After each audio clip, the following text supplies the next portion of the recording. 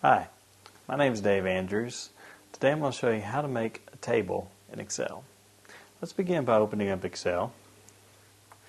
We'll just click on the Start button.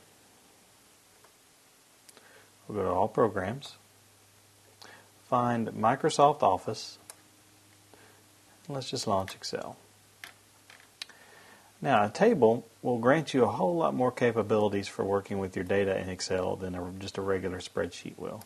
I'm going to type in some data here. Let's just say we're managing our employees and their number of sales.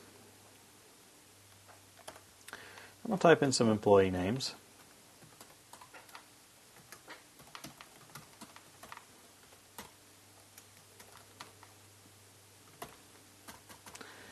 Now, let's create a table based upon this data that I've just entered. To do so, highlight the data using your mouse. Go to the Insert tab at the top and just click on Table. It's going to ask you what fields you want to make your table. I've already got those fields selected, so I'm going to say OK.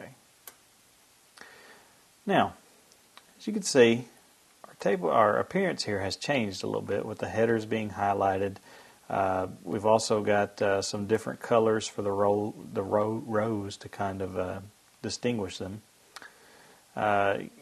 Now, what a table will allow you to do that you couldn't do before with your basic spreadsheet is you can click on this little drop down right here and you can create filters. Let's say I only want to show Dave's records. I'm going to uncheck all of them and then just click on Dave.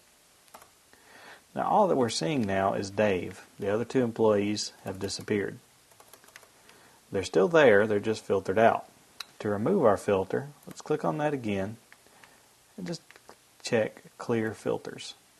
All my employees have showed up again. That's just one simple, easy use that you can do with tables. My name's Dave Andrews, and I've just showed you how to create a table in Excel.